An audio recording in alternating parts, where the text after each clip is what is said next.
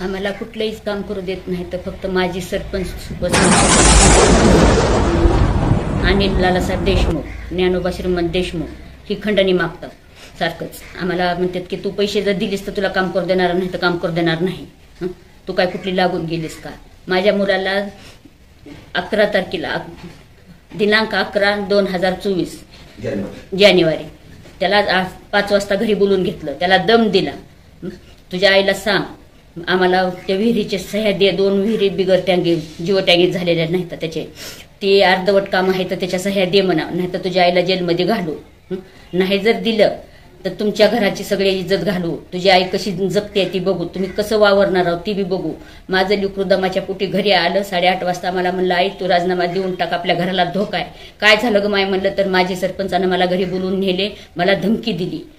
तुझ्या आईला सांग कुठलाच कागद तू देऊ नको म्हणा, नाहीतर सुशीला बंकटी पांढवल्यासारखं तुझ्या आईला मध्ये टाकू असे म्हणले. 1 लाखाचे 1 लाख.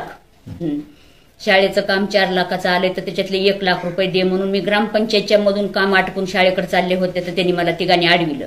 1 लाख रुपये देत तर कामं करू देणार नव्हतं, कामं करू देणार नाहीत असा दम दिला मला. मग तिथून मी शाळेकडे गेले तर तिथं शाळेकडे काम त्यांनी अडविलं, तसला गोंधळ घातला मॅडम सोबत.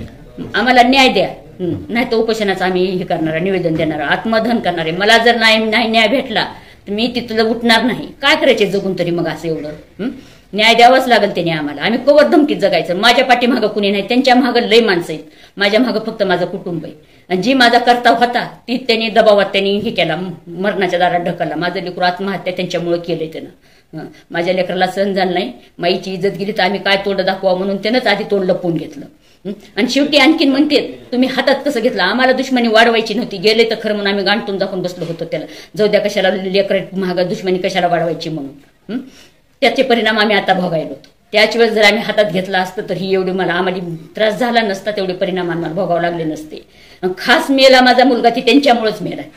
8 दिवस माझं लेकरू घरात झोपत नव्हतं. जेवढं आईला सांगते तेवढं वडिलांना सांगू शकत नाही, पण का आम्हाला वाढवायचं नव्हतं म्हणून आम्ही गपचूप बसलो होतो घरात.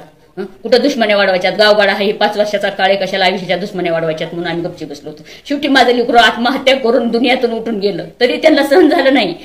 19 तारखेला माझा मुलगा वारला आणि 26 जानेवारीला मी म्हणले मला ध्वजारोहणला यायचं नाही, ग्रामसभेला आले, मी फोटो फक्त काढू दिले नाही म्हणून त्यांनी कोर्ट मॅटर केलंय त्यांनी.